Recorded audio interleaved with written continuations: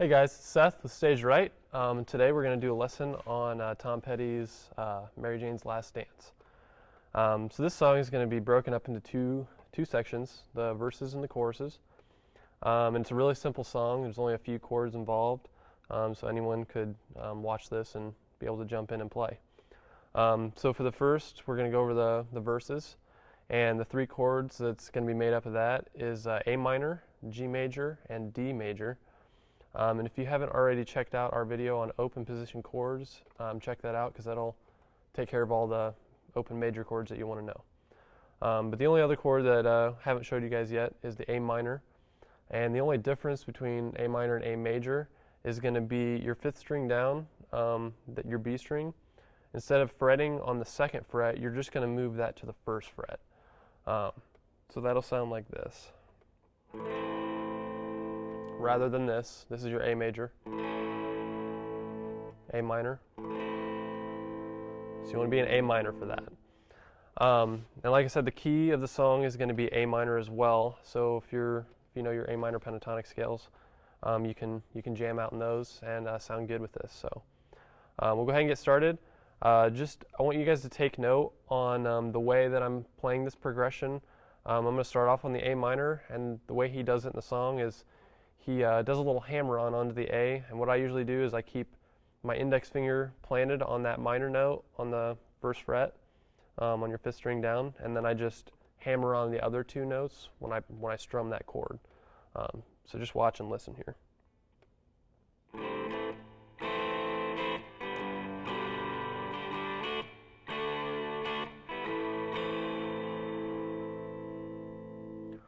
So I don't know if you noticed there too, I also did the same thing on my D major note.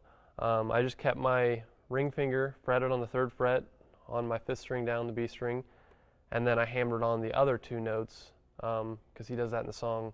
He does that kind of hammer-on thing, and he repeats that throughout the verses. So again, I'll play it for you full speed, and then I'll slow it down for you and play you a slow version. And one other thing I want you guys to keep note of is like every other time that I play the A minor in the chord progression, I'll play like an A minor seventh chord. So I'll fret the bottom string on the third fret as part of that too, because he adds that in the song sometimes too. But just listen for it and you'll get it. So here's full speed.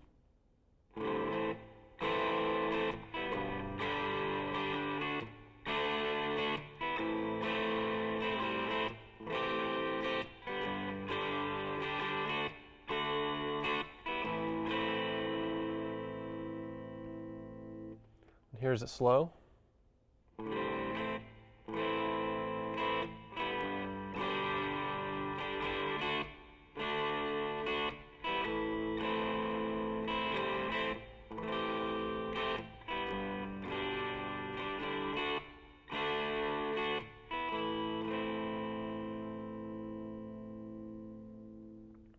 So that should take care of the verses for you.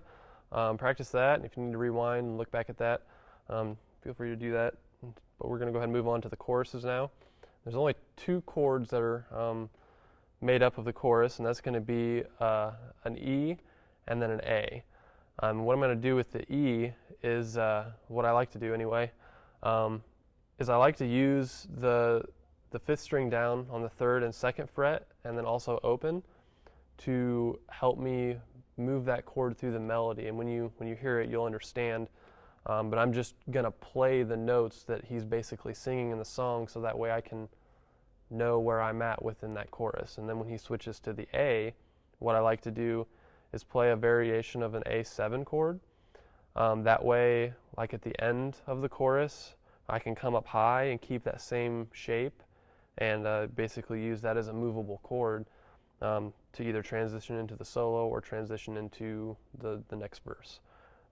So give this a listen, and you'll see what I mean too. So here's the chorus.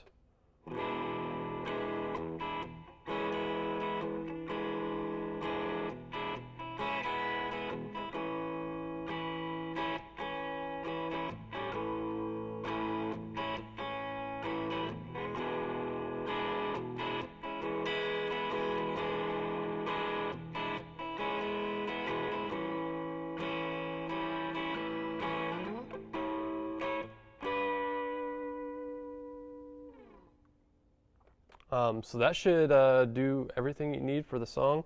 You got your verses, you got your choruses, and then you got a little bit of extra things that you can play around with. But just keep in mind, at minimum, you really just need to know the chords to the song. So if you know the chords, you'll be able to jump in and play right along with it. But I just wanted to give you a few extra things that he does in the song. That way you can work on those too and eventually play it exactly like he does. So I hope this was helpful, and stay tuned for more. Thanks for watching.